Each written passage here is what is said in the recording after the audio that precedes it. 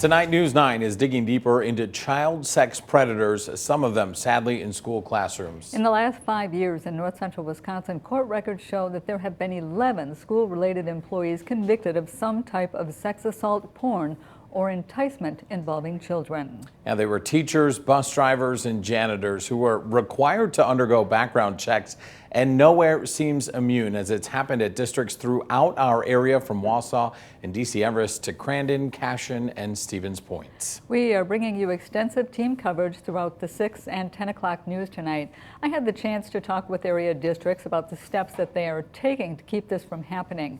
Nina Paholke takes a closer look at how police are helping to capture the criminals.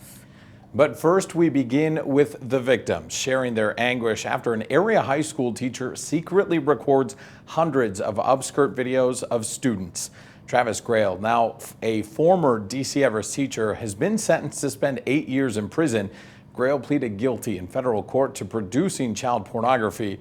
A release from the Department of Justice says he admitted to using an iPad to make videos and take photos under students' clothing. While he may be in prison, News 9's Catherine Halverson has more now on how his actions will have a lasting impact on his victims. And I just got this sick feeling in my stomach. Libby Radice was a freshman in college when she got the call her former teacher had been arrested. Travis Grau was my mock trial coach for all 3 years of high school. He was a mentor to me, really just someone I looked up to a lot in the building. A place you're supposed to feel safe, a person you're supposed to trust. He had used that relationship that he had built to lure me into his desk. Shattered in an instant. You know, after watching my videos, I was in shock. I could hear myself speaking to him about things that were important to me in these videos. He was trusted, and to hear that was just the ultimate betrayal.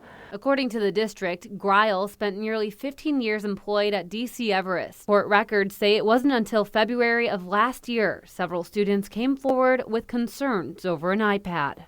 I'll never be able to unsee what I saw in that footage. The crime hiding in plain sight. In court records, police say they found 132 upskirting videos and photos of 81 female students, all stored without their knowledge. It was just still this sick gut feeling I had.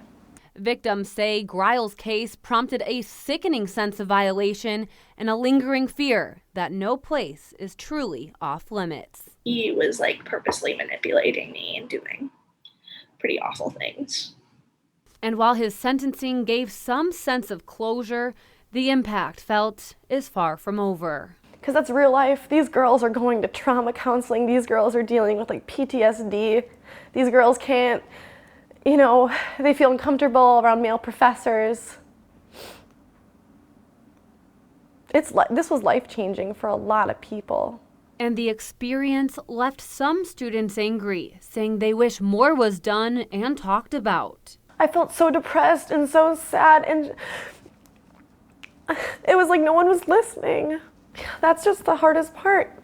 I just want to hear. I want to know that it's not going to happen again. But in a letter sent to parents and students, the district explained that they asked staff members not to discuss the situation in classroom settings based on advice from counseling agencies. Those counseling services were also made available to students and their families. District leaders encouraging students to always come forward if something doesn't feel right. Our win is if they come and talk to us, and not far behind that is if they reach out anonymously and say, hey, this is going on. Reporting for News 9, I'm Catherine Halverson.